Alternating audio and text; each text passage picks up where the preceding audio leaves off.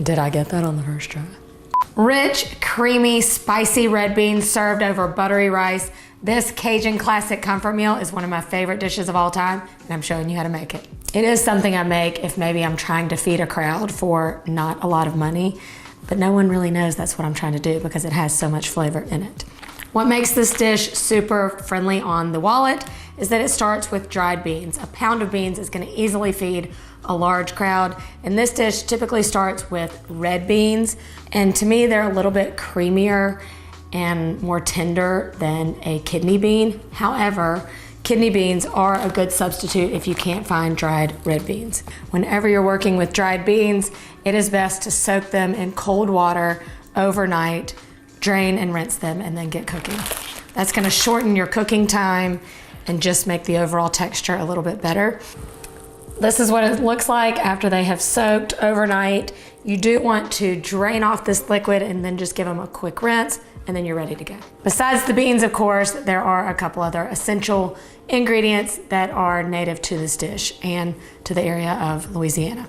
Starting with the sausage. I'm using a smoked andouille sausage. Andouille sausage has all those flavors that you think about in a Cajun seasoning. So it's a little bit spicier. It still has that smokiness. It's really rich in flavor. Yes, this is the priciest item in the whole dish, but still you can make this whole entire pot for less than 10 bucks.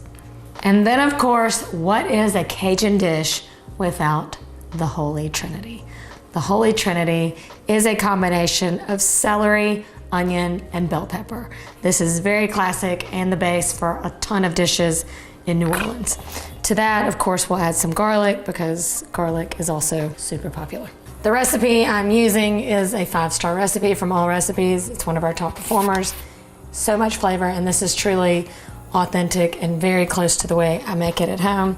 I like to start by browning my sausage. This is going to release some fat that we're gonna saute our vegetables in, but mainly because it releases so much flavor. Go ahead and just lightly brown it and then remove it from our pot. We'll refrigerate that till we stir it in at the end. To that, we're just going to stir in a little bit of olive oil. Then in goes the Holy Trinity. We'll get that going and then stir in our garlic.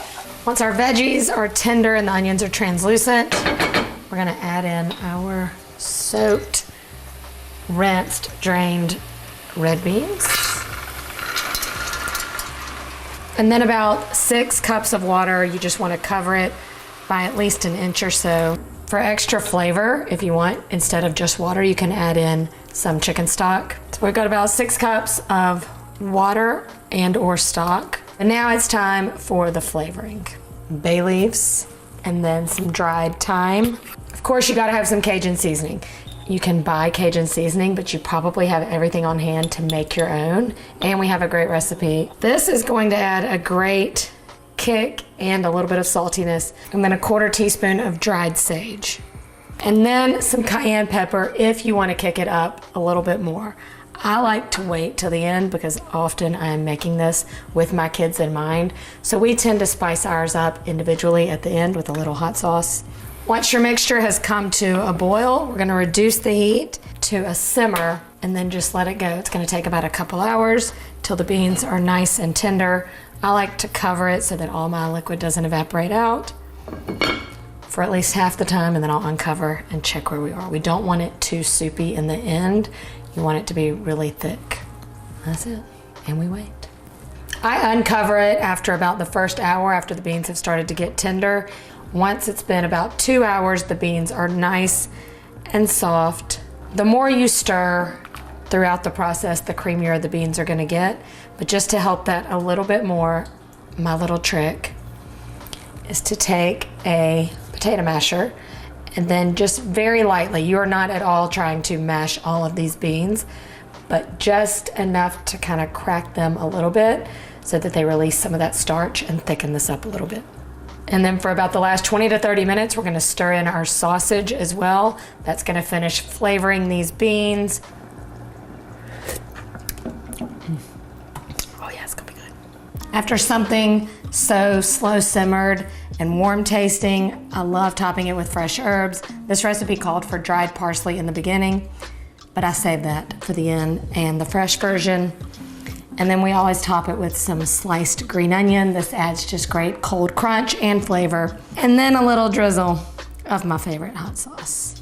And then you go in and get that perfect bite.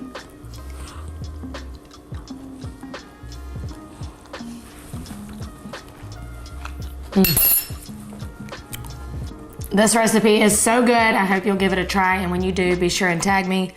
What other comforting classic one-pot meals would you like me to teach you how to make next? Let me know.